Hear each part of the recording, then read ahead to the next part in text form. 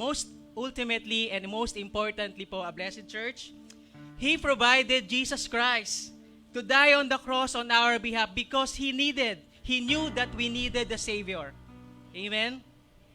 Kaya nga po, ABC, sa ating pananampalataya kay Jesus, we have been given an access to approach the kingdom of God with confidence. Kaya lahat po ng iyong mga dalahin, mga pasanin, you name it, ay pwedeng-pwede po nating idulog sa paanan ng ating Diyos na mapag-aruga without any apprehensions. Knowing that God, whom we will worship this morning, is very close to those who trust in Him. Hayaan niyo po nabasahin ko sa awit 145 verses 17 to 21. The Lord is righteous in everything He does. He is filled with kindness. The Lord is close to those who call on Him. Yes, to all who call on Him in truth. He grants the desires of those who fear Him. He hears their cries for help and rescues them. The Lord protects all those who love Him, but He destroys the wicked. I will praise the Lord, and may everyone on earth bless His holy name forever and ever. Purihin po natin ang Diyos at pasalamatan. At kung sino man po ang handa ng magpuri at sumamba sa Diyos, ay inaanyayahan ko pong magsitayo. Amen. Jesus is worthy of our praises. Amen. Sabi nga, hindi ko mapigilang basahin. Sorry. Basahin na natin. Romans 3, 23 to 26.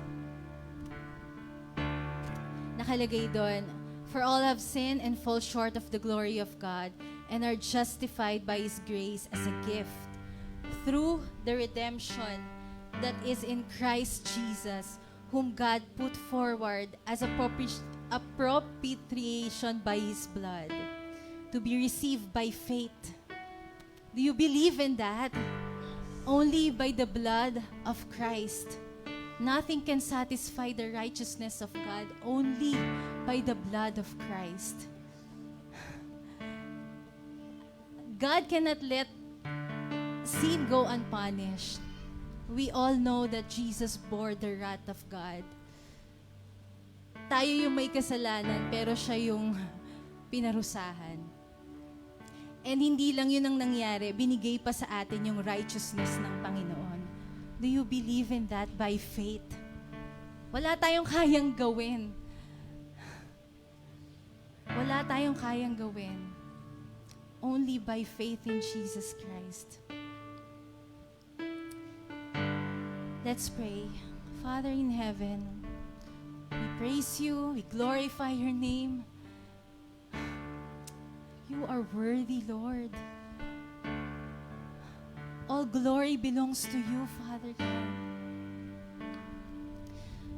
Hindi ko alam, Lord, kung ano pa ang word more than pasasalamat, pero with all our heart, we want to thank you, Lord, for the blood that was shed on the cross for us, for the righteousness that it is not belong to us, but you gave it to us, Father God.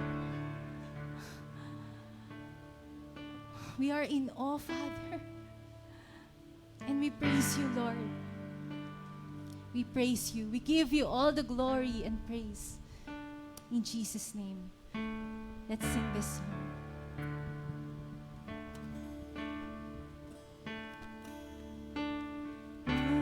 Can wash away my sin?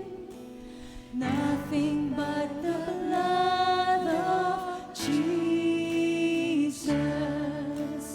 What can make me whole again? Nothing but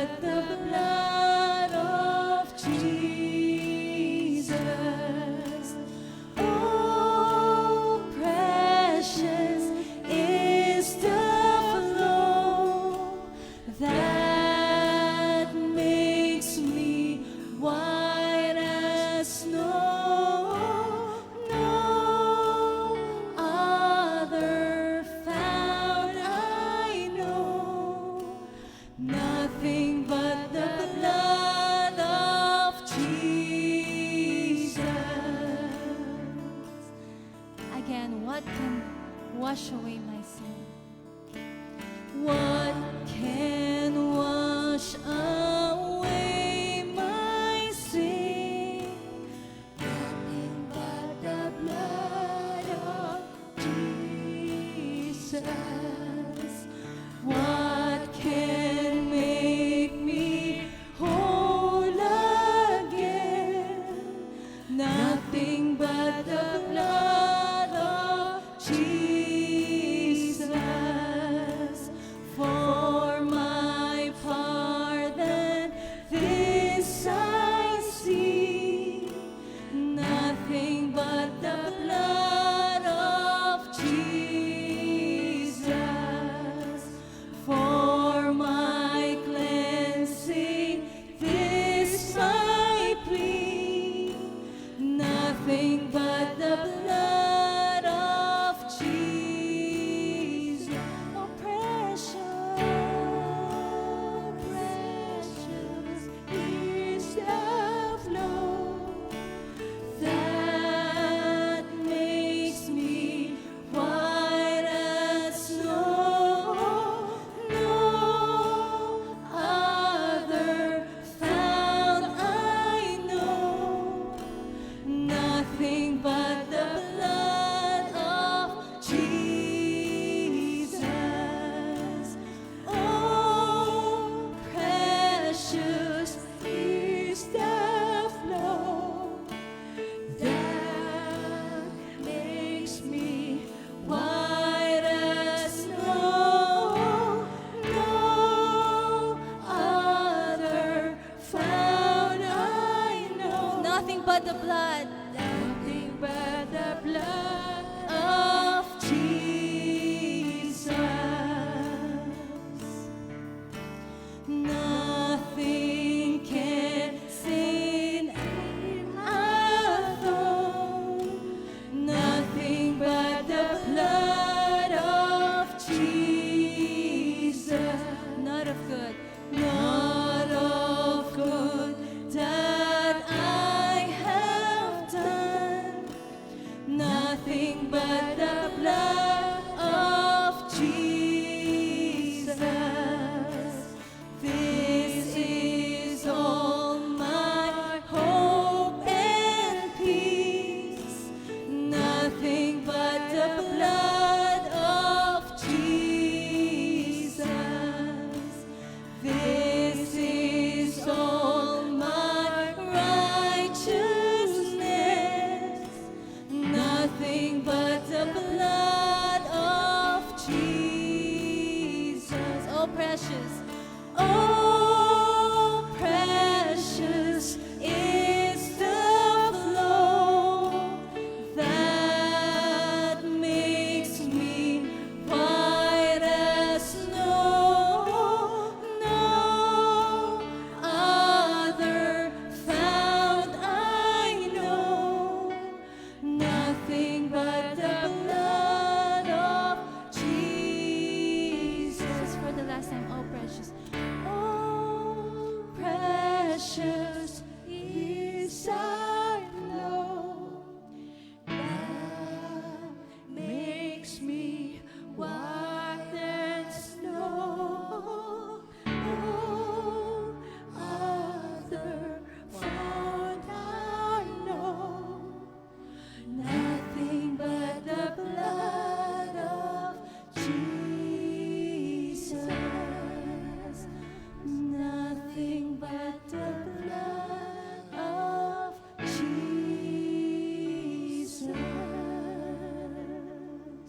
Thank you, Jesus.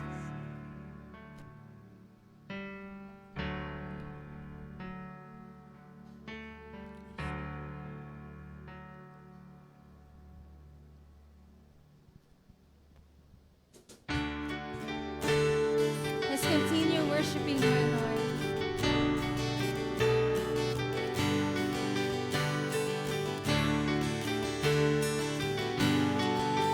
How I love you. How I love the voice of Jesus on the cross of Calvary. He declared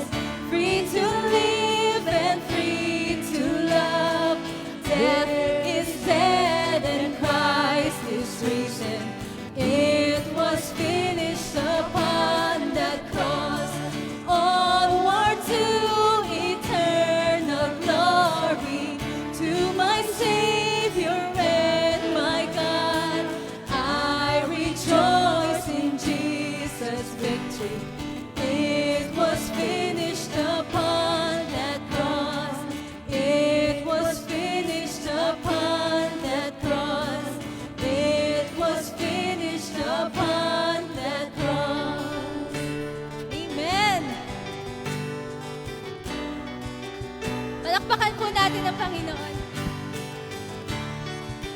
Thank you, Lord.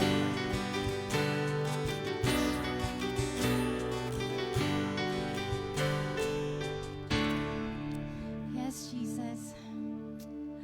Thank you. Thank you, Father God. Thank you for the blood. All praises to you, Father. All glory to you, Father God. We were once in darkness, Lord, but you redeem us, Father. And now you're with us.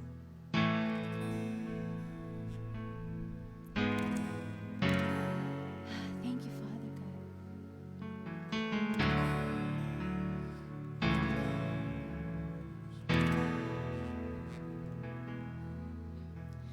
I was a wretch. I remember who I was.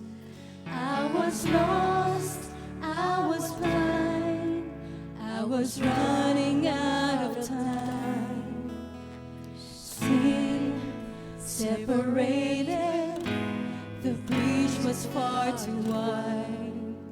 But from the far side of the chasm, you had me in your side. And you made a way across the great divide, left behind heaven's throne, and build it here inside. And there at the cross, you paid the debt I owed, broke my chains, freed my soul. For the first time I had hope. Thank you, Jesus, for the blood of life. Thank you, Jesus, it has washed me white. Oh, thank you, Jesus, you have saved my life, brought me from the darkness into glorious light.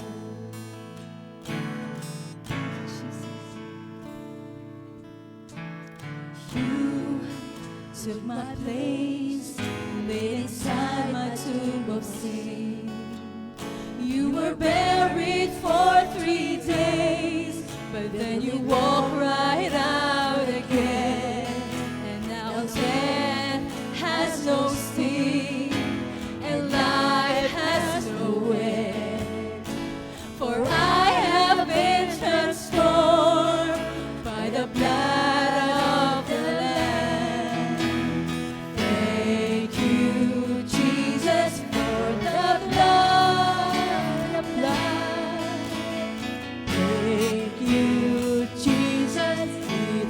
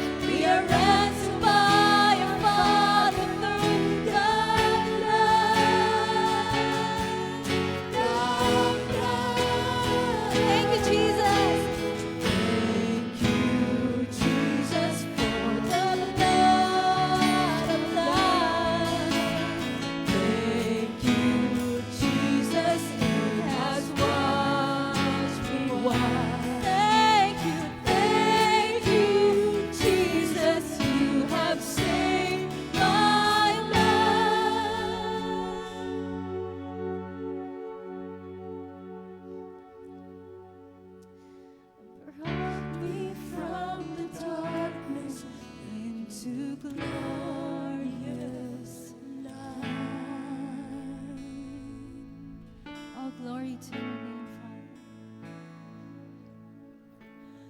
Glory to his name.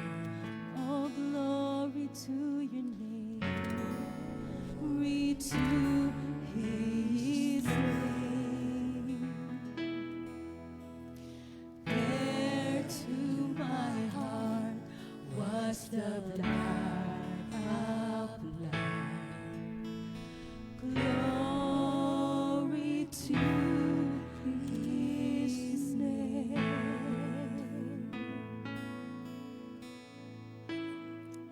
Thank you, Jesus, for the blood. All glory to you, Father. Thank you, Jesus. You are worthy, Lord. Thank you, Lord. Father, we give you all the praise, Father God. We rejoice in you, Father God. Lord, we cannot wait to see you face to face, Father God. To hug you tight, to thank you, Lord. We are so grateful, Father. We're here because of you, God. We live because of you, God. Hallelujah to your name, Panginoon. We praise you, God, in Jesus' name. Amen.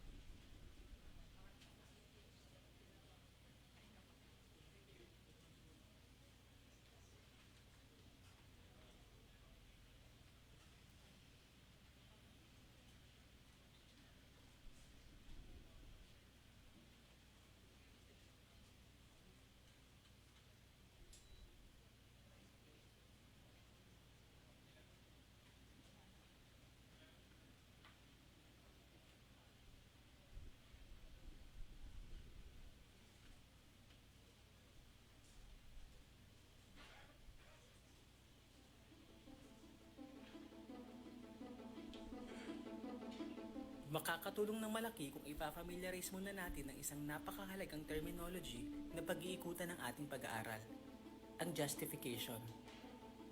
Ang salitang justification o justified ay salitang karaniwang ginagamit sa hukuman. To be justified is to be declared righteous, na pawalang sala in Tagalog. Sa mayamang habag at kandahang loob ng Diyos, dumating si Jesus upang bayaran ang parusang dapat sa atin. At ang sino mang maglalagak ng buong tiwala kay Jesus ay mapapawalang sala.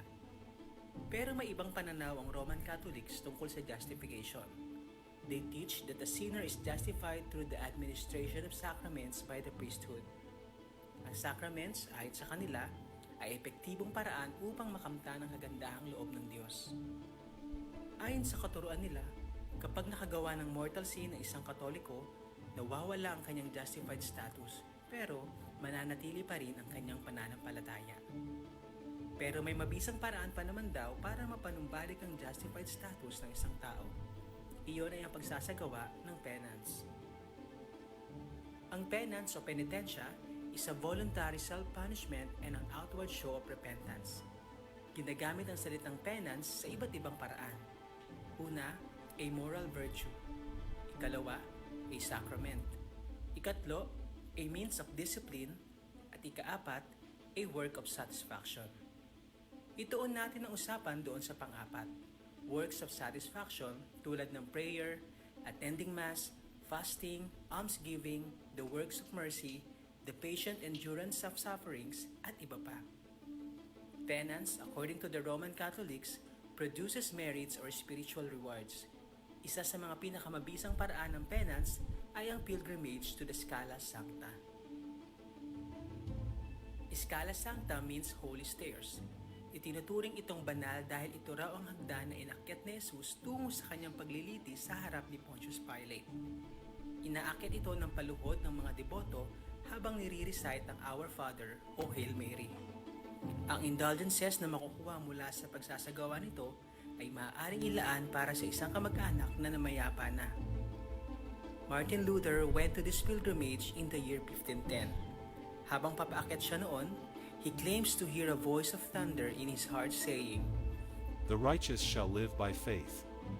Sa pagkagulat, biglang napatayo si Martin at nakaramdam ng hiya at takot. This experience led him to study the Bible even more. Upon doing so, he found nothing about purgatory and papal indulgence, but only the gospel about justification by faith alone. Sola fide, or faith alone, emphasizes that faith is the only means by which sinful men are declared righteous before a holy God. If grace is the only basis by which God redeemed people, faith is the only means by which the redeemed are declared righteous. Ang pinaglalaban dito ay kung paanong matatanggap ng isang tao ang mga benepisyong hatid ng kamatayan ni Jesus. Direktang tumataliwas ang sola fide sa katuruan ng Roman Catholics na hindi daw sapat ang pananampalataya kay Kristo upang mapawalang sala at maligtas.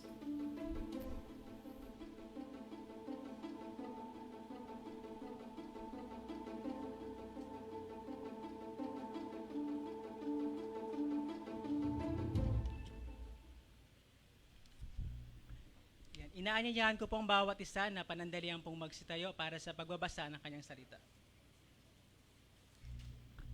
Let us open our Bible to Romans chapter 1 verse 17. Hayaan niyo po nabasahin ko ito sa dalawang wika.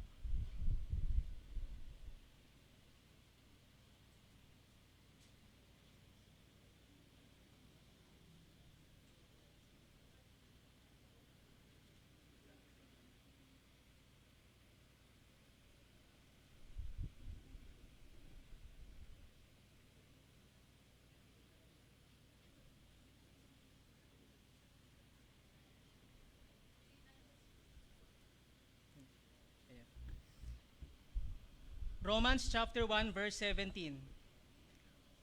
For in it the righteousness of God is revealed from faith for faith, as it is written, the righteous shall live by faith.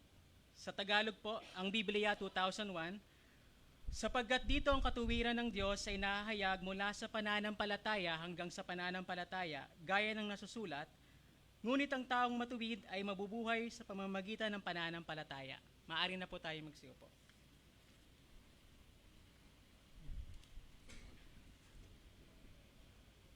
Upang ihatid ang mensahe po para sa umagang ito na pinamagatang Sola Fide, na hango mula sa Romans chapter 1 verse 17, ay buong puso't kagalakan ko pong ipapahayag ang isa sa ating elders sa Blessed Church na walang iba kundi si Brother Roldan Omandal.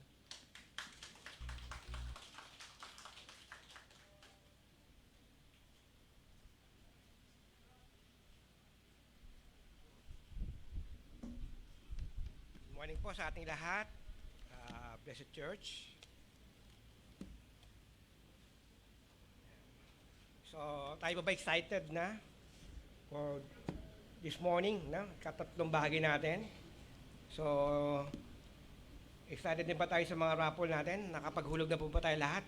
No? May mga names ba tayo doon? Kanina kausap ko si Pastor, baka pwedeng dumoble yung pangalan. Kasi yung pinapasa niya mga review, baka ako may makasagot dito, baka pwede nating additional na entry. Pwede ba, Pastor? Hindi ata pwede.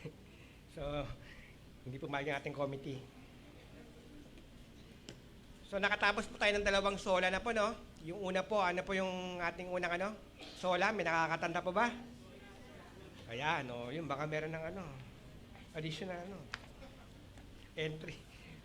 And then, yung pangalawa po, yung last week, no? Sola Gracia. Ayan.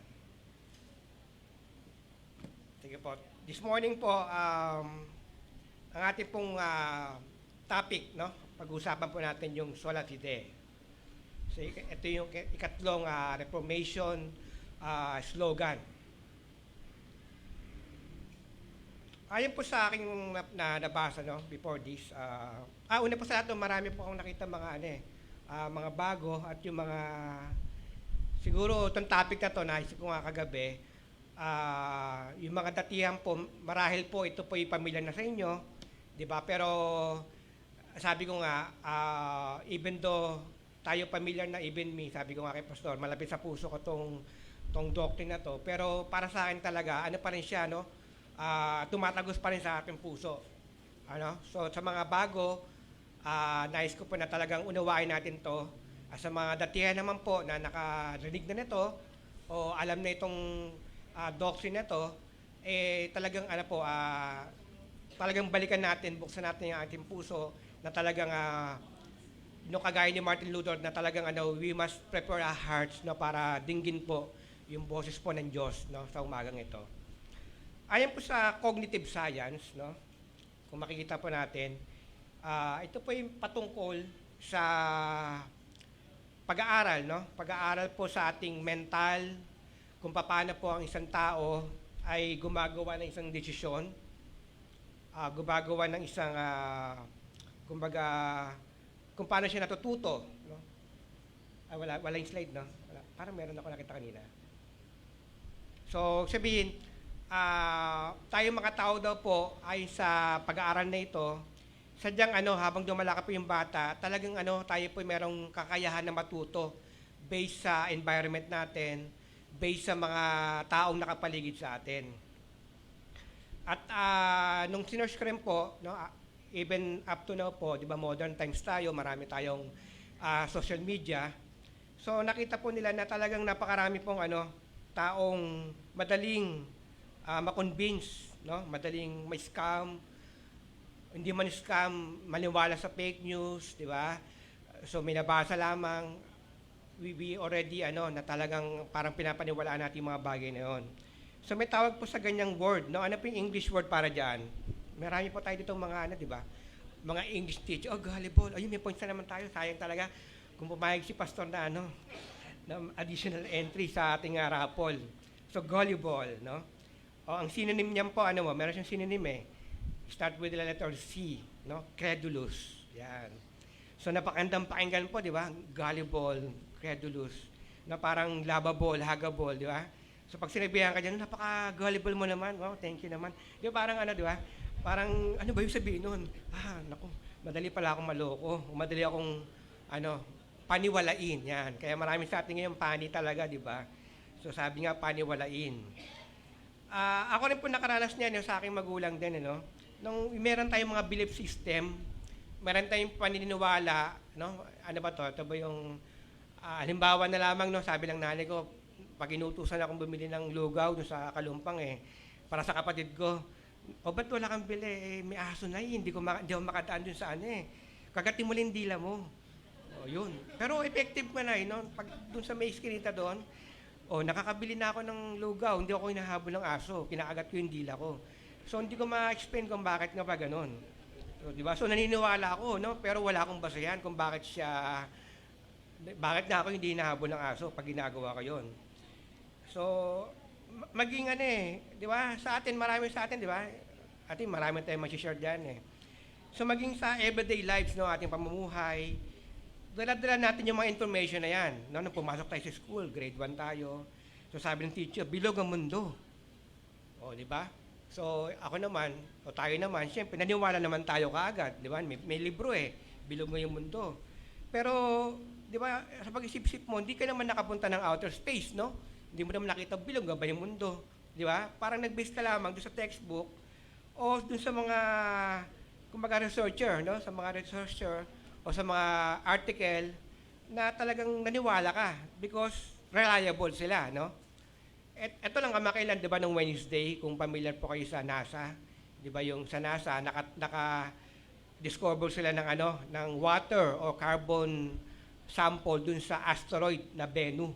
No, ito lang Wednesday yan, no? Pinablish yan. I think kung nag-google kayo, yan ang unang lalabas sa Google nyo, na NASA discover water contained dun sa asteroid Bennu na 4.5 billion daw yung taon, no? Grabe. Ang alam ko lang 6,000 years ang di ba? When you refer to the Bible, 6,000 years lang creation. Pero NASA is big big agency. It's about $22 billion ang kanilang budget. So imagine that. So ganun yung budget nila, and then they will post an article saying na we have no evidence that life, no, here on earth maybe came from other or from outside of earth. So meaning, kung ikaw paniwalain nga, nadala ka nga ng NASA kasi sabi, NASA yan, ano yan, big time yan, di ba? Pero alam natin, yung mga ganong agency, surely they don't base on Bible. They don't believe the Bible, no? Kaya tayo dapat talaga ano bang pinapaniwalaan natin, di ba? Dapat Bible talaga. Kung ano yung nasusulat, yun dapat ating paniwalain. O doon tayo maniwala. So, marami sa atin, mga Christian, and then we say that we love our Bibles, di ba? Pero sabi nyo, o sabi ng makakarami, but we don't want doctrines, we hate doctrines. Ano ba yung mga katuruan na yan? Di ba? Pero kung makikita natin, yan, no, sa next slide, di ba? Yung about love, di ba? So yan, no, love, basta mahal ko ang kaibigan ko, mahal ko ang kapwa ko. So basta, suportado kita kung ano may nais mong gawin. Ganun malimit ang narinig natin, di ba? But definitely, we have love defined in the Bible, no, pag inopen mo yan. Sa 1 Corinthians chapter 13, verses 4 to 8. Maliwanag po dyan, talagang inilahad, punto por punto, kung ano yung biblical love na dapat nating ipinapamuhay, di ba? At dapat nating, kumbaga yun yung ating tinatayuan. So, doctrine yan, katuruan yan, di ba? Isa pa, yung about bakit natin minamahal si God, di ba? Doctrine din yan sa 1 John chapter 4, verse 19 to 21, na why we love God, because He first loved us. So maliwanag yan. Yan ay doktrina po yan, no? Na dapat nating hindi pinapagsantabi. So ngayong araw na to, pag-aaralan po natin, no, yung tinuturo ng Bible patungkol sa pamamaraan kung paano tayo maligtas sa kapahamakang o mga kapahamakan naghihintay sa atin. Kaya dapat po tayo talagang magbukas ng ating Bible.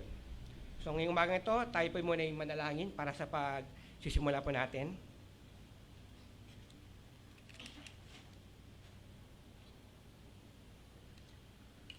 Heavenly Father, God, this morning, we praise your name. Kanina po sa aming pag-aawitan, talagang nailahad po kung gaano po kadakila ang ginawa po ng aming Panginoong Jesucristo, kung gaano po kami kaliit, kung gaano po kahalaga po ang dugo ni Kristo. Maraming salamat po sa biyayang ito. At ngayong umaga ito, we pray na kayo pong magpatuloy sa akin, kayo pong magbabasa sa akin, O God, kayo pong makita, Lord, sa umaga ito. Nawa nga po yung salita ang siyang mamutawi sa aming mga tenga, sa aming mga puso, Lord. Let it be na open our hearts, Panginoon, para sa iyong katuruan ngayong umaga ito.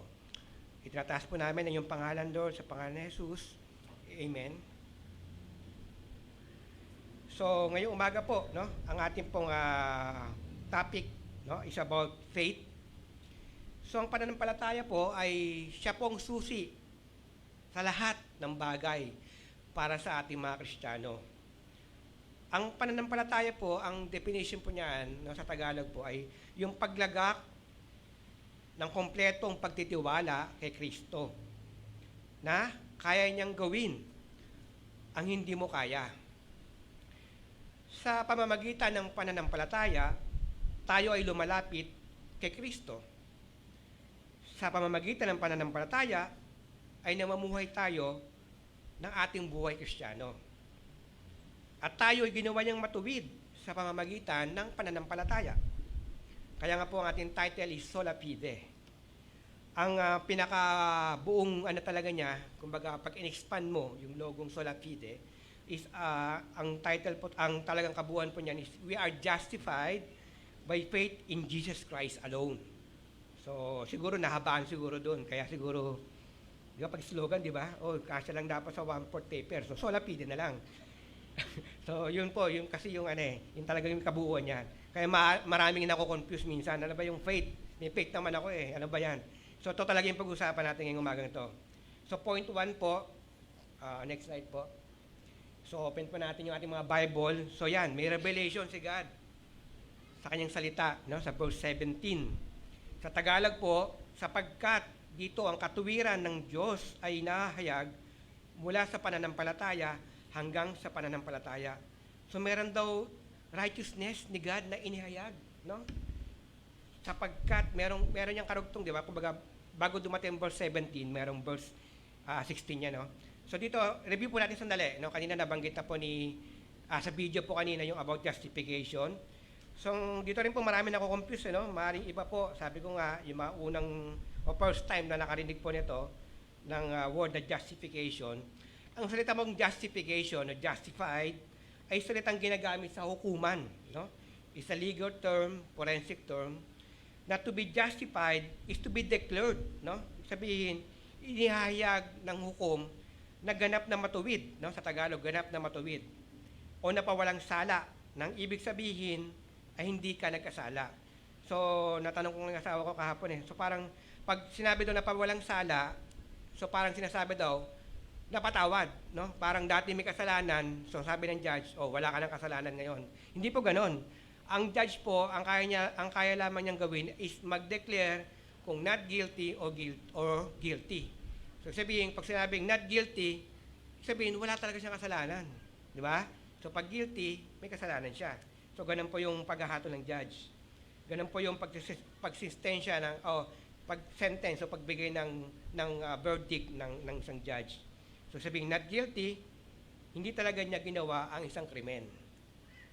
At tayo naman bilang mga tao, no, bilang mga Kristiyan, paano nangyari yun?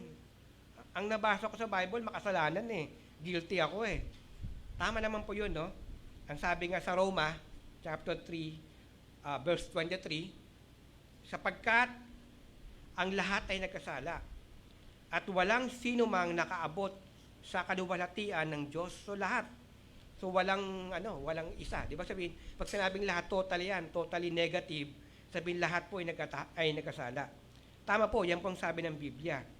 Subalit, itinuturo din po ng Biblia na pinagbayaran na ni Kristo ang lahat ng ating pagkakasala.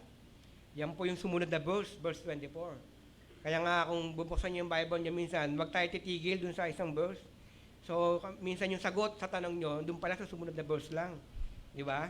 So, yan po yung tinuturo. Sabi diyan, ngunit, dahil sa kanyang kagandahang loob na walang bayad niyang ibinigay, sila ay tinuring na matuwid sa pamamagitan ni Kristo Jesus na siyang nagpapalaya sa kanila.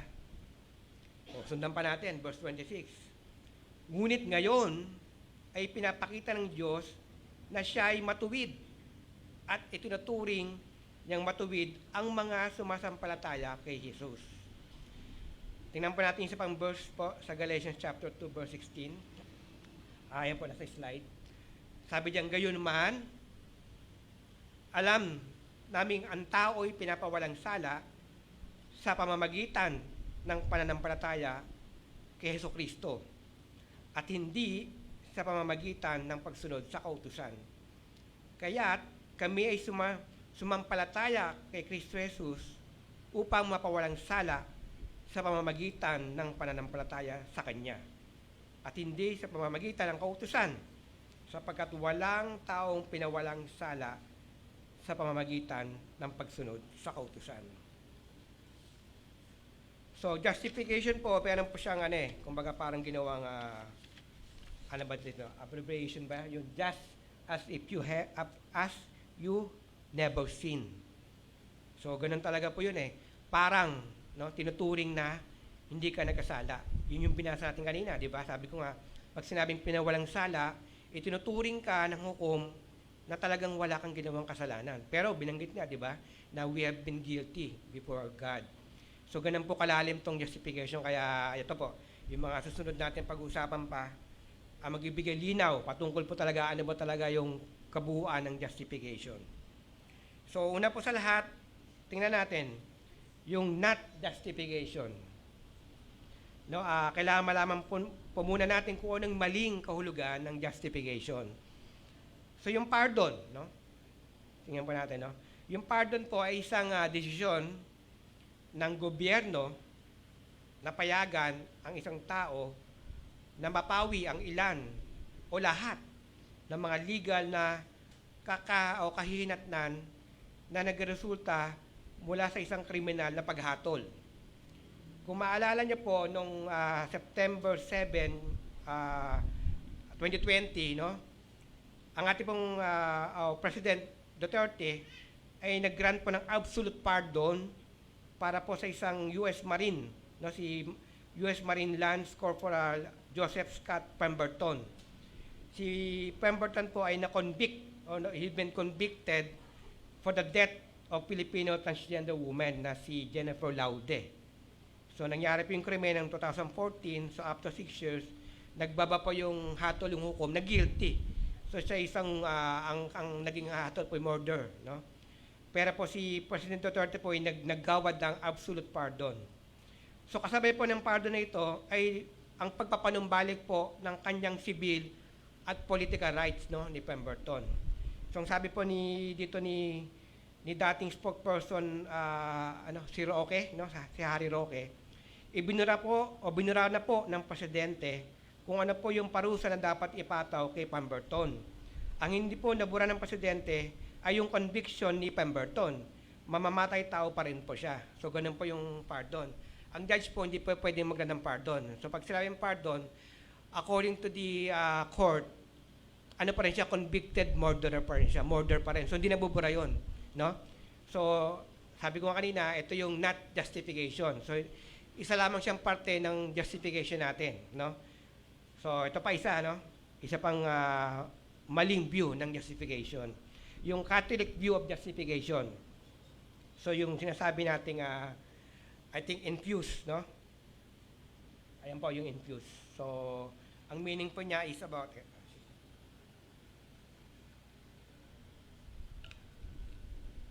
So, pag sinabing infuse, so para siyang parang isinaksak, di ba? So, parang sa vaccine ba, parang may pinasok sa yung elemento. Kasi po sa Catholic view of doctrine of original sin, doon naman po nagkaroon na tayo ng pagkakaiba po, no? Sa doctrine of original sin, para po sa Catholic, no? Ang paniniwala po nila, para po mawala ito, no? Sa paraan po ng sacrament of baptism.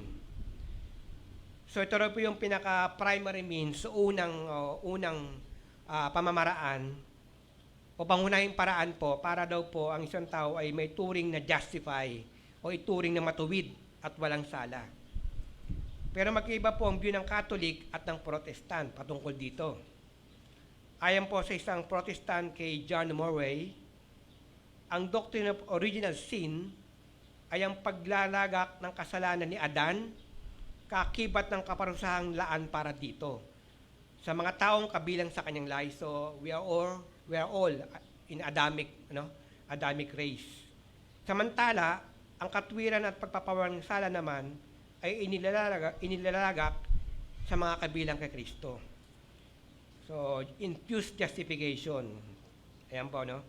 So baptism erases the guilt of original sin, na ang pagiging matuwid ng isang tao ay parang injected, no, sa katawan ng isang sanggol sa pamamagitan daw ng water baptism.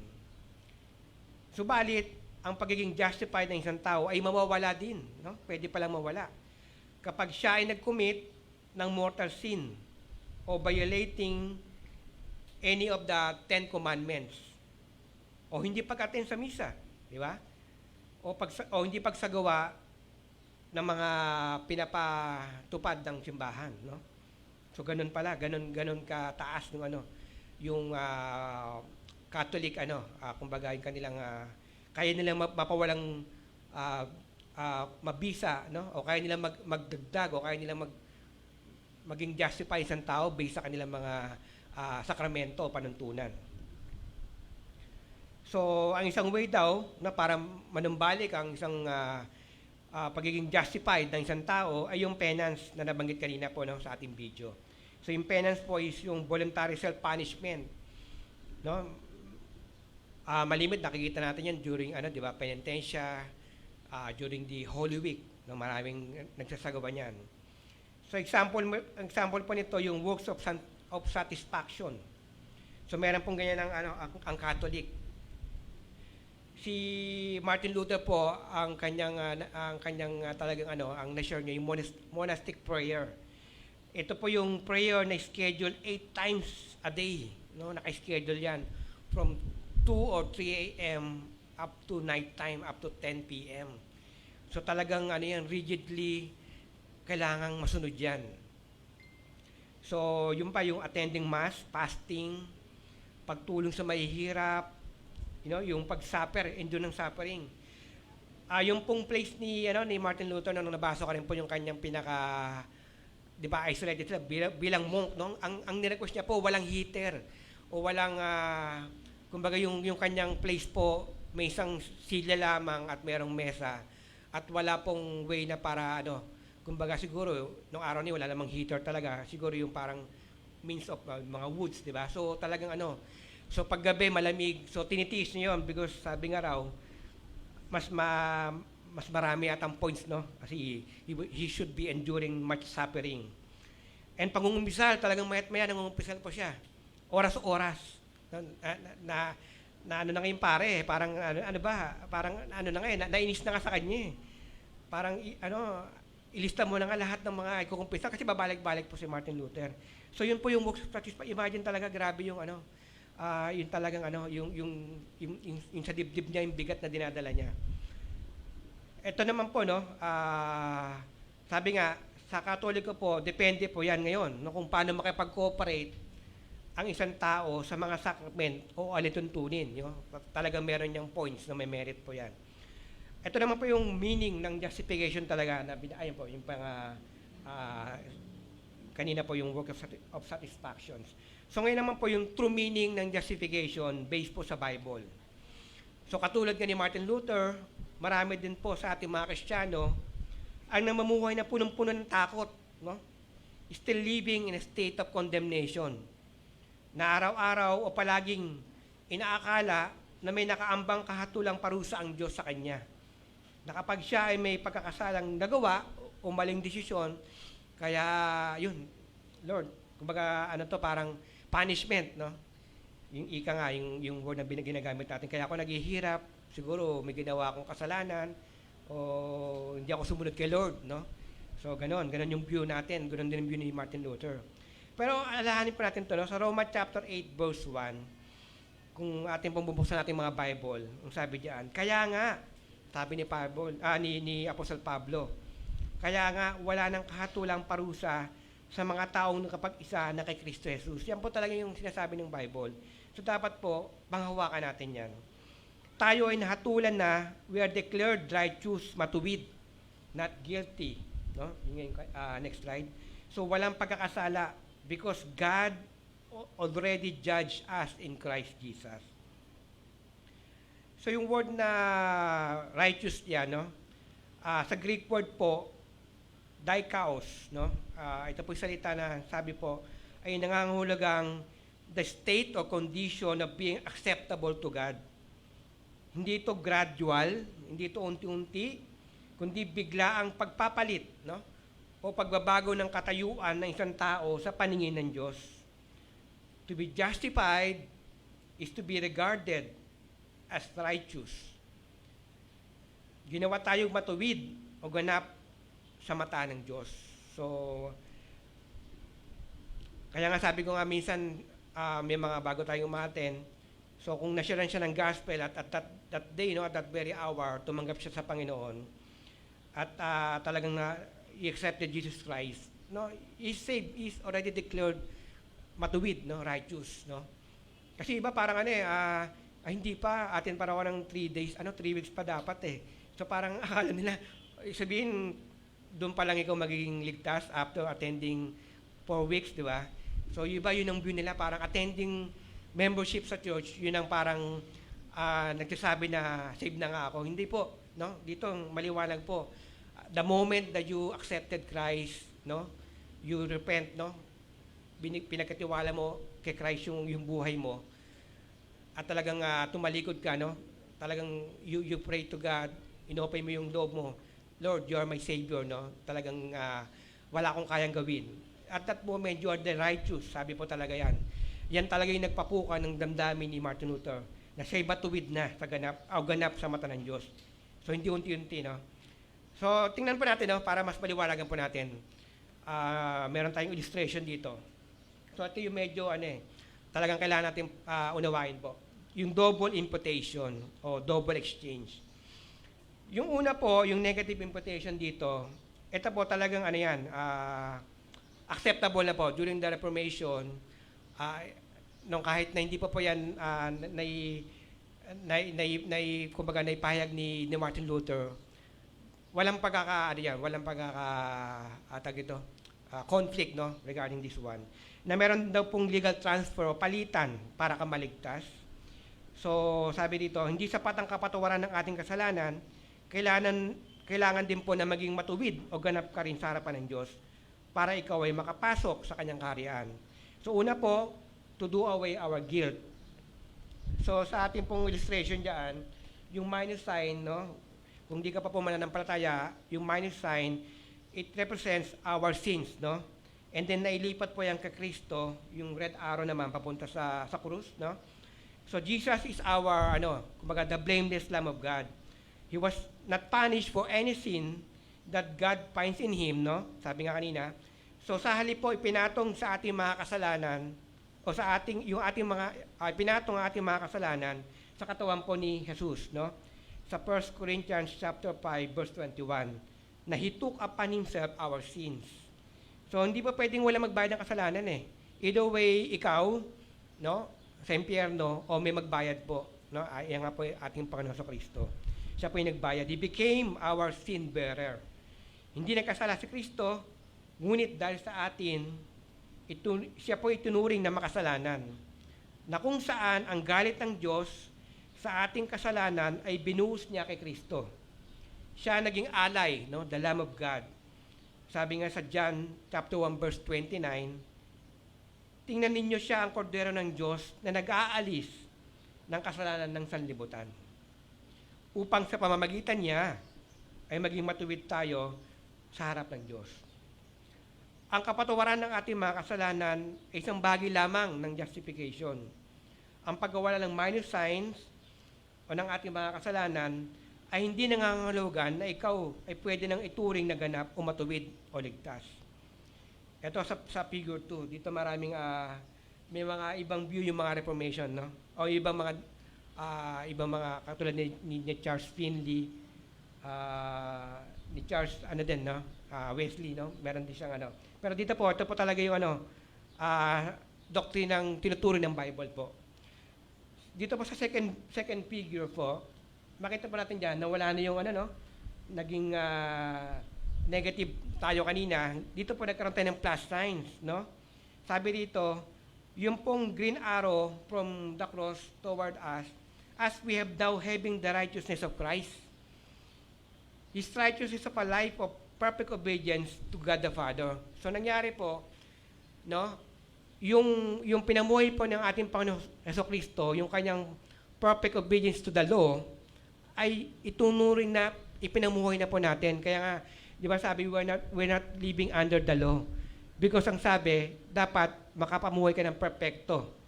At dito po, itunuring po tayo, pagtingin ng Diyos Ama sa atin, as if nakita niya na fulfilled natin yung kanyang requirement of perfect obedience. No, dahil tayo nananampalataya sa kanyang anak. So, ang kapatawaran po ng ating kasalanan ay isang bagay lamang. Sa justification po ng tinuturo ng Biblia, no, dito po nakita natin na tayo naging ganap sapagkat yung katuwiran po ng ating Panginoon sa Kristo ay napunta rin po sa atin, no, as if. Sa Isaiah chapter 61 verse 10, ang sabi po rito, buong puso akong nagagalak kay Yahweh. Dahil sa Diyos, ako'y magpupuri sapagkat sinuotan niya ako ng damit ng kaligtasan at balabal ng katwiran. He has clothed me with the garments of salvation. He has covered me with the robe of righteousness. Ang sabi po ni Pablo sa chapter 3 ng Roma, na verses 21 to 22, dito po direktang sinabi ni Pablo, ngunit ngayon nahayag na kung paano ginagawang matuwid ng Diyos ang tao. Ito'y hindi sa pamamagitan ng kautusan, bagaman ang kautusan at ang mga propeta ang nagpatotoo patungkol dito, ginagawang matuwid ng Diyos ang lahat sa pamamagitan ng kanilang pananampalataya kay Kristo. So talagang we are so blessed, sabi nga ni kanina na sa ating worship service. So talagang ngayon po nakita natin na hindi lamang nung kasi parang ang ating ina-appreciate lamang yung ating kasalanan, napatawad na. Ngayon po, di ba, mas maganda nakita po natin na hindi lamang pala yun ang ating naging benefit from our Christ, from our Savior, Jesus Christ. But we benefited doon sa pinamuhay niya rin, no? Na obedience to the law, na kaya tayo as if na-fulfilled natin, no? So, palapalang po natin ating Panginoon, ating Diyos. So, ang pagiging matuwid po ay hindi bunga ng unti-unting paglago bilang mga Kristiyano. Sanctification po ang tawag doon. So, iba po yung konsepto ng sanctification at ng justification. So, sa justification po, once you believe, the moment you trust Christ, you are declared righteous, di ba? Kung may hukom, sinabing you are righteous or you are not guilty, you are declared innocent. So, talagang yun? Yun na yun. Hindi pa pwedeng baka bukas, magbago isip ko, baka bukas, medyo, may nakita pala akong pagkakamali mo. So, once the verdict, naghukom ang korte, talagang not guilty yun. So, ganun tayo sa harapan ng Diyos. So, alam ko yung justification, natatakal po yun ng mga elderly class, di ba? I think talagang malinaw naman sa inyo yan, yung kaibahan ng justification at ng sanctification. At isa pa po, isa pang pinaka-main point po ng sola fide, na talagang pinunto rin po ni Martin Luther, yung even our faith, dito po marami na confused din po, even our faith, hindi ito ang naging basihan upang ituring tayong matuwid. Tangi at wala nang iba pa kundi ang ginawa lamang ng Kristo. So yung faith, hindi rin po yun, na para nakita ng Diyos, may faith, okay. Hindi yung kasama, wala po siyang point, kahit 1%. Kung 100% is about what Christ had done. Roma chapter 5 verse 19. Sapagkat kung naging makasalanan ang marami dahil sa pagsuway ng isang tao, kay Adan, marami rin ang mapapawalang sala, declared innocent, not guilty, dahil sa pagsunod ng isang tao. Yan ay si Kristo. So, dahil sa pagsunod ni Kristo, yung lamang naging basehan ng Diyos Ama na pwede tayong ma-declared, not guilty. Mamaya makita po natin kung paano yung role ng faith dito. So, Apostle Pablo, si Pablo po, actually speaking here, the righteousness of our Lord Jesus Christ. So, makikita po natin kanina pa, di ba? Jesus is the message of the gospel. Kaya nga sabi, sapagkat, sabi nga dyan, di ba, kanina sa verse 7, sapagkat, in it, the righteousness of God is revealed, the revelation. So, ano yung ni-reveal dito? Dapat lang makita natin si Jesus, If we are Christian now, kailangan makita natin yung kung sino si God, kung yung glory niya, kung tayo mga non-baby Christian, di ba, malimit na sabi natin, o tingin ka sa langit, o tingin ka sa mga sa kapaligiran, di ba, kitang-kita mo ang glory ni God, Pero pag Christian tayo talaga, growing Christian, ang dapat nakita natin si Kristo, the gospel itself. Yun ang pinipunto ni Pablo dito. It is all about Christ's sinless life. It's about the atonement of our sins, pagtubos sa ating kasalanan, pagbabayad sa ating kasalanan sa pamamagitan ng dugo ni Kristo at ang kanyang muling pagkabuhay. Yan ang sentro ng ating pananampalataya. This is the center of our faith. Yan ang sentro ng gospel. Ang ebanghelyo po ay nagpapahayag po sa sangkatauhan ng ating kaligtasan at tagumpay laban sa kasalanan at kamatayan. Iniaalok yan ng Diyos sa lahat ng tao sa pamamagitan ng natapos na gawain at kamatayan ni Jesucristo sa krus. Pinatunayan niya ng kanyang muling pagkabuhay, pag-akyat ng magmuli sa langit, at pagkaluklok sa kanang trono ng Diyos. Yan po ang ating unang puntos, the revealed righteousness of our Lord Jesus Christ. Sa second point po, dito makikita naman po natin yung response, Dito po yung role ng faith, Living by faith. So sa ating pong main text, sa second part niyan po, ang sabi diyan, pananampalataya hanggang sa pananampalataya. Gaya ng nasusulat, Ngunit ang taong matuwid ay mabubuhay sa pamamagitan ng pananampalataya. So, grabe no, talagang doon umiikot, faith to faith to faith. Tandaan po natin, na una by faith is how we receive Christ. No, makita po natin diyan. So, we receive our Lord or we receive the righteousness of Christ by faith. No, so lapide rin yan. Ang katuwiran po ng Diyos ay binigay o binibigay lamang sa atin kung gagamitin natin ang ating pananampalataya upang matanggap natin ito, no, yung righteousness ng ating Panginoon.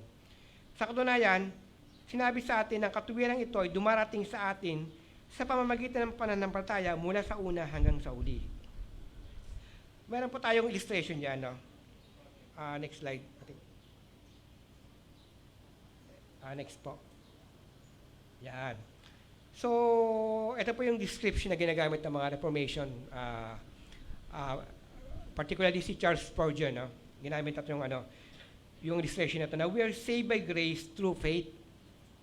No, parang as water flows through a pipe to the water cooler to quench your thirst.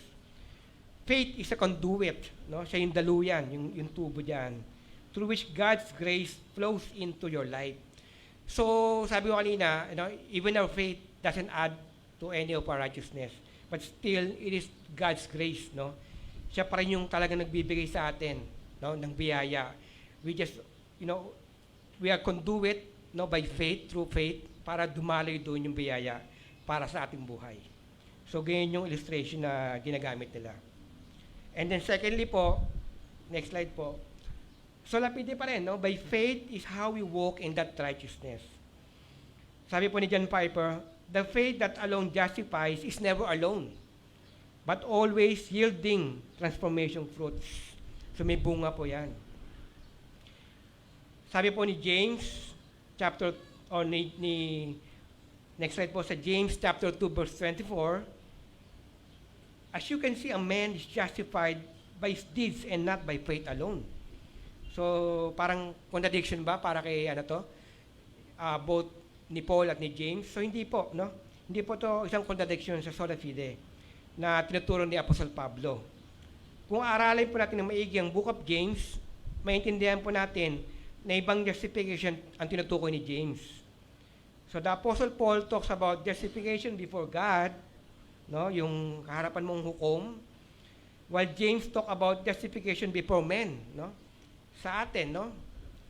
Ang sinasabi ni James ay ang ating pagmamatuwid sa harapan ng tao. Sapagkat wala namang ibang batayan ng tao kundi sa ating mga gawi, no? Dahil hindi naman nila nakikita ang laman ng ating isipan at ng ating puso. Being a Christian, no? Sabi ng iba dati, noon din ako, akala ko siya behavior. Kaya nung high school ako, talagang inisip ko ano ba yung behavior na dapat kong baguhin. Sabi ko kay mama, alam ni mama na mabait naman ako eh. Diba, mabait naman ako eh. Masunurin ako. So parang, ano bang behavior na sinasabi dito na dapat ko na baguhin? So noon talaga, nung pag-accept ko noon, na-focus talaga ako sa behavior. So dito makita natin, wala kang makita sa Bible na na sinabi ni Pablo, change your behavior. Ang sinabi, transform. No? You renew your mind, transform lives. Ang dinidemand dito ni Pablo.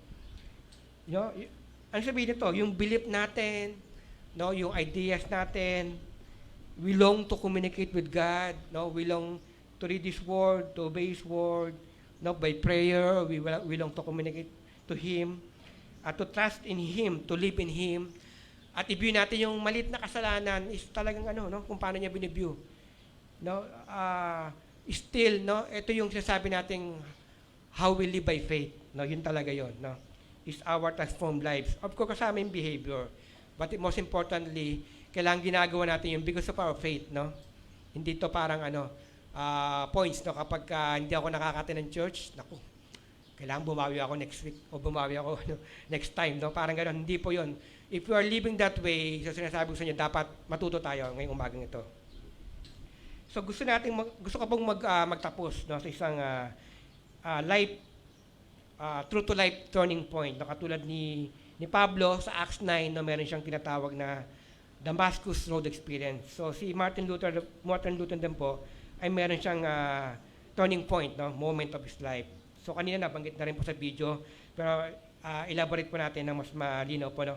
Yung pong pagkakit niya po na nakaluhod sa Scala Santa, no? O Holy Stairs. Ito po yung stairs sa St. John Church sa Rome, nung siya ay napunta sa Rome, si Martin Luther. At yung hagdan pong ito, siyempre po sa Jerusalem siya dati, no? So siya po inilipat lamang ni Saint Helena na ina ni Constantine, no? Noong 4th century.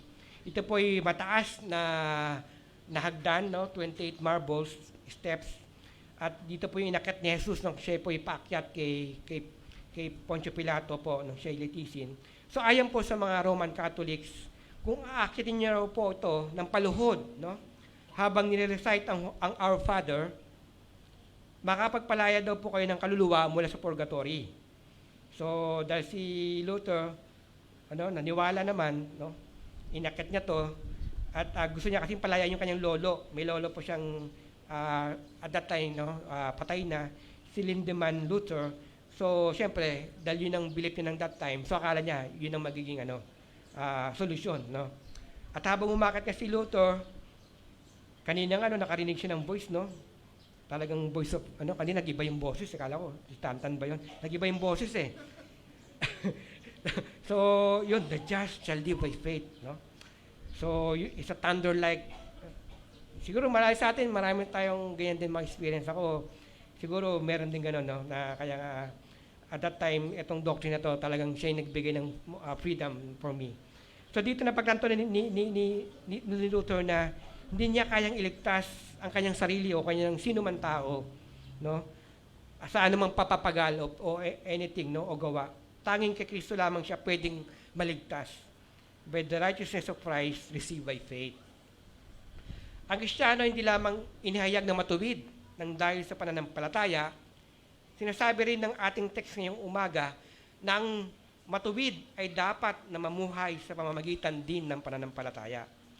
The scripture does not simply say that the righteous will be saved by faith. Ang tama dyan, it declares that the righteous will live by faith. So matuwid ka na kapatid, no? So kailangan ang pamumuhay natin is by faith, no? Not by any works. Faith is not just something by which we enter into a right relationship with God, no?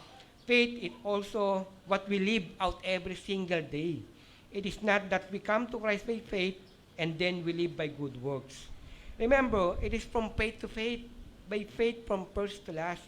In other words, it is from faith to faith to faith to faith, and so on.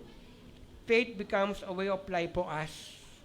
Faith is a principle of life for the believer. The Bible calls us, all of us, to trust in Christ. We are called to believe in Christ. Do you believe? Do you truly trust Christ? Inilalagak mo ba ang iyong pagtitiwala kay Jesus with a childlike faith? Mga kapatid, wala po kayang iambag o i-contribute para sa iyong kaligtasan ang iyong magawa. Kaya ngayong umagang ito, kung hindi mo pa kinikilala si Jesus na tanging iyong Panginoon at tagapagligtas, ngayon ang pagkakataon upang ilagak mo sa Kanya ang iyong pagtitiwala para sa iyong kaligtasan. At kung ikaw naman ay nagtitiwala na, tumanggap na kay Jesus, matagal na Kristiyano na, ikaw ay tinuring ng matuwid, kaya't magpatuloy na lumago at mamuhay ng may kabanalan at may pagtitiwala kay Kristo. Christ is all you need. Let us pray. Heavenly Father, truly, ngayong umaga, we are blessed to have a God na hindi lamang nag-sacrifice ng kanyang anak, hindi lamang ang aming Panginoon ang nagbayad ng kasalanan, kundi ginawa pa kaming matuwid sa harapan niyo, Panginoon. Sa harapan ng iyong hukuman, may nagbayad na para kami i-declared, ihayag na matuwid at walang pagkakasala. Napakatamis po ng katuruan ito. At ito po ang katuruan na dapat po naming pinapanghawakan araw-araw. Na kami mayroong mga kasalanan na gawa, pagkakamali, we repent. At alam po namin na hindi nyo kami iiwan at hindi nyo kaming ibabalik sa dalang katuyuan na kami iyong mga kaaway. Sabi nyo nga, we have peace because we are justified.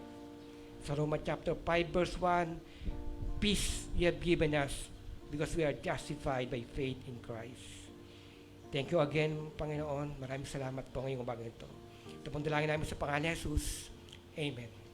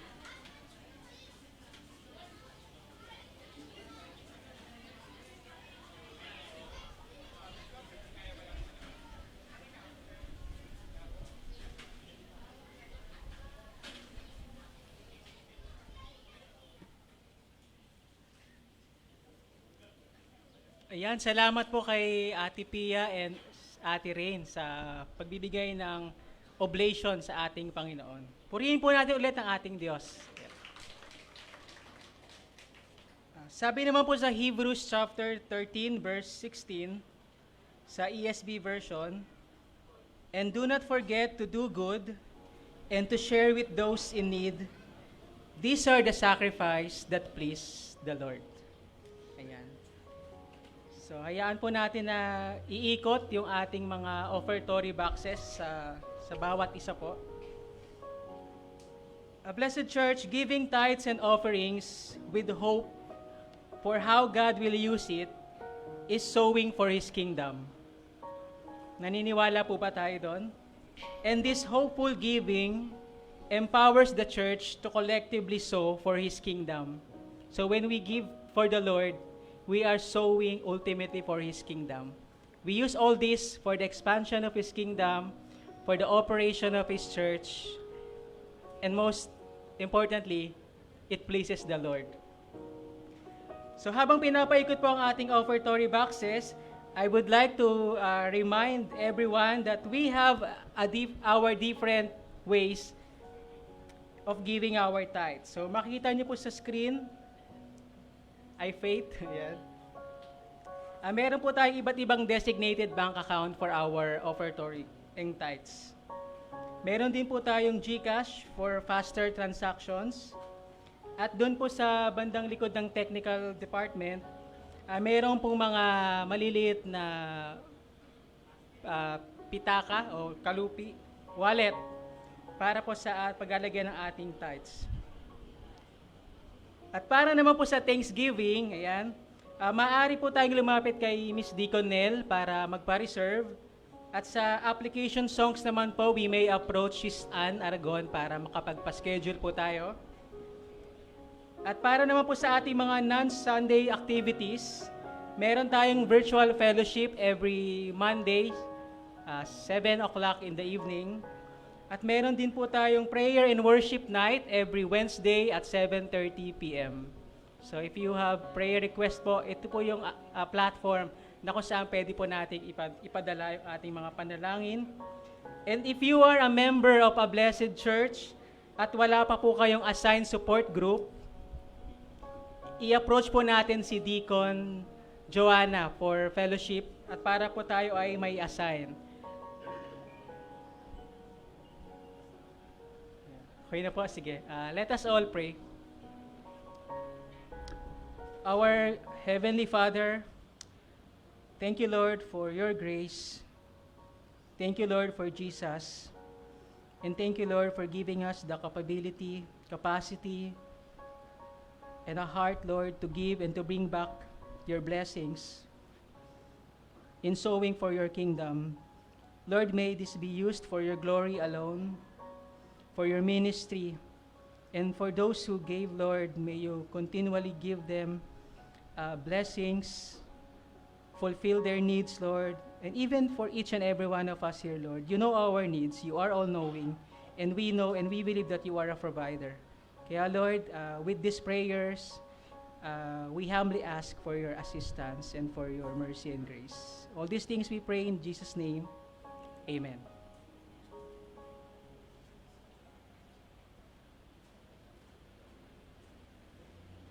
Yan, purihin po ang Panginoon sa ating mga natutunan ngayong araw na ito.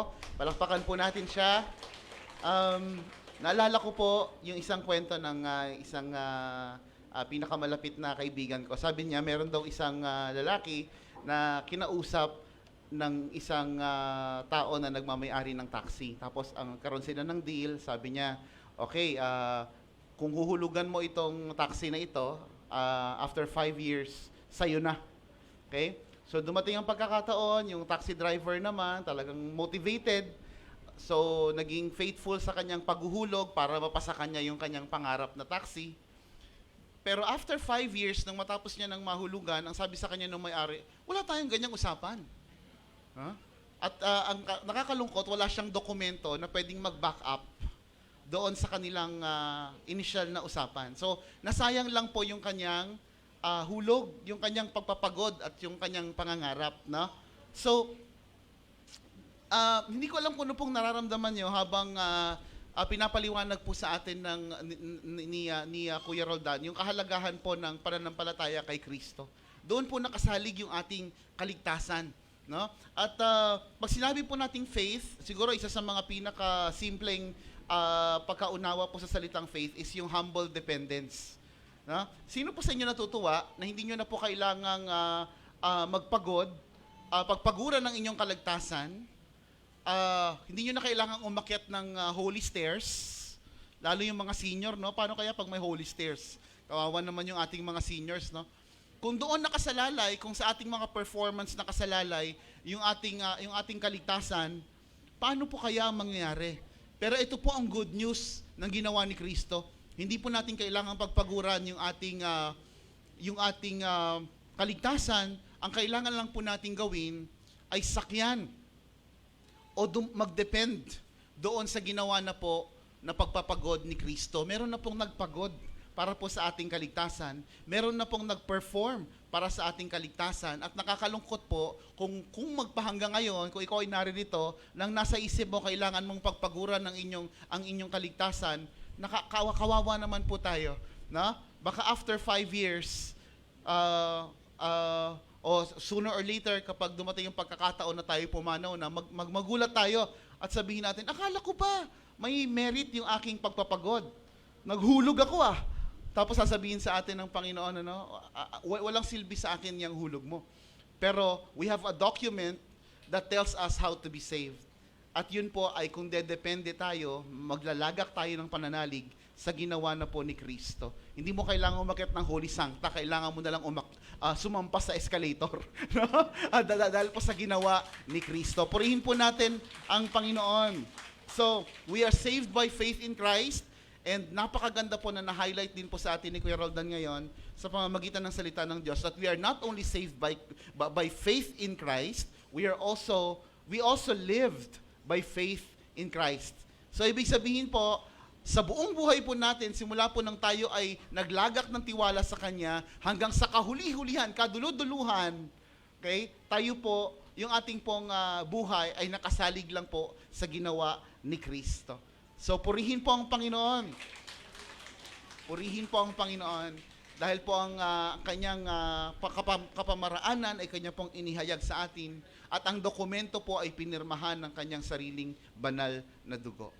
So samahan niyo po ako na ipanalangin po ang ating mga ngaral ngayong araw na ito. Let's pray for Kuya Roldan and his family and let's join our hearts in prayer. Panginoon, salamat po sa napakagandang pagkakataon na ito, Lord, na muli pinaglinaw niyo po sa amin kung ano pong ibig sabihin ng sola fide.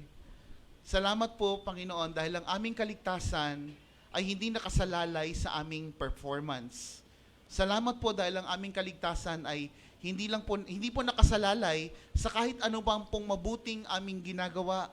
Salamat po, Panginoon, dahil ang aming kaligtasan ay may matibay na pundasyon.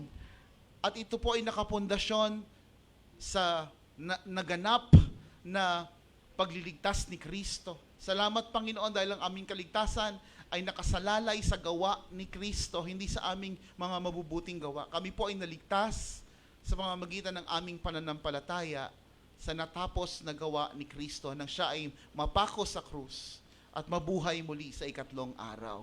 We thank you, Lord, because we have the best reason, Lord, to depend on you for our salvation and for our everyday life. Dalangin ko po, Panginoon, ng inyong pagpapala sa aming mga ngaral ngayon kay Kuya Roldan, na inyo pong ginamit upang ipahayag ang inyong salita. Dalangin, Panginoon, namin ang inyong pagpapala sa kanyang buhay at saka sa kanyang buong pamilya, Lord. Dalangin po namin ang katugunan po ninyo sa lahat ng kanilang mga pangangailangan at ang inyong pag-iingat sa kanila, sa kanilang buong pamilya, Umandal family, Lord God, as they continue to serve you with gladness. And to each and every one who are here, Lord, I pray na kami po, Panginoon, ay palagi niyo pong paalalahanan na ang aming buhay po ay hindi nakasalalay sa aming sariling pagpupunyagi. Na kami po ay kinakailangan lamang, Lord, manalig, manampalataya sa inyong kakayahan na kami po ay itawid sa bawat pagsubok. Tinawid niyo po kami mula sa kadiliman patungo sa kaliwanagan. At kaya niyo rin po kaming itawid mula sa temporal at nabubulok na sitwasyong ito tungo sa mayamang pagpapala na naghihintay sa amin kasama ang aming Diyos sa panghabang panahon. We thank you, Lord, for your salvation, and we thank you, Lord God, because you have granted us this salvation graciously because of what Christ has done for us on the cross. Pagpalain niyo po, Panginoon, ang bawat isa sa amin at patuloy na paalalahanan. Dalangin ko, Lord, ang bawat isa sa amin na nagdadala ng bigatin, Lord, na akala nila hindi nila kayang lagpasan. Lord, sa pamamagitan ng aming mga narinig, Lord, palakasin niyo po nawa, palalimin niyo po nawa ang aming pananampalataya na kami po ay pinagpapastulan ng isang makapangyarihan, mabuti at mapagmahal na Diyos. At dahil sa katotohanan na yon, kami pong lahat ay patuloy na mananagumpay. Ito po ang aming samot dalangin sa pangalan ni Jesus. Amen. Purihin po ang Panginoon.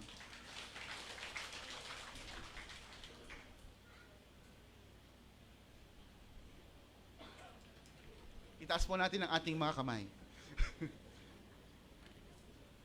At tanggapin po ang mga pagpapala na nagmumula lamang po sa ating Panginoon.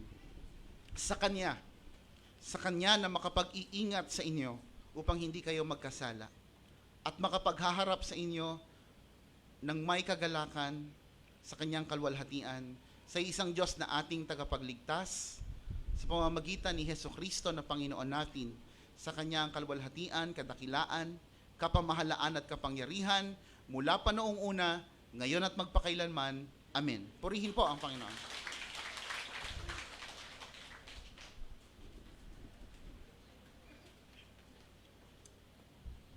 Excited na po ba ang lahat?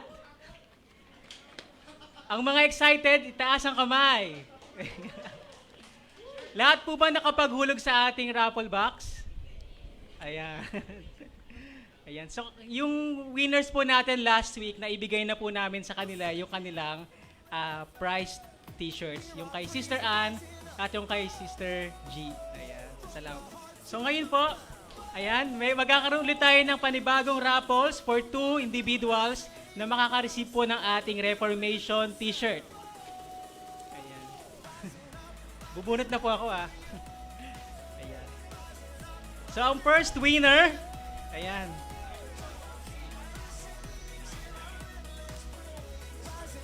Lalaki. Ayan. Mukhang pinagpalang pamilyang ito. Ayan. Ang ating first winner for week 3 ay si Son Vasquez. Ayan, si Son Vasquez. Ayan. Ayan Hindi ko po tinignan ito.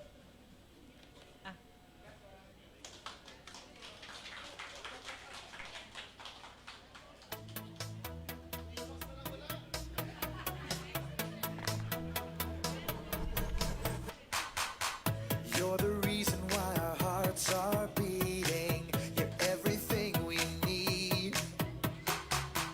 You're the reason for the songs we're singing. We sing because we're free. Come on, we'll let it rise. Ayan, last person to win this morning. Ayan, nabunot na natin. Babae! Ayan. Age? Hindi ko alam anong age ito ang ating second winner ay walang iba kundi si Ate Adela Monto. Ayan. Ayan.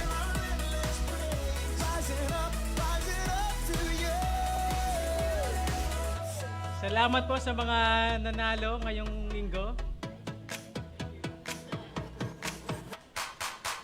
You're the reason why our hearts are beating. Ayan, meron pa po tayong 2 linggo para sa ating raffle at wag po tayong mawala ng pag-asa. Ayan, so next week, sulat po ulit tayo ng ating pangalan. Don't forget na magsulat po sa ating raffle entries. So to God be all the glory.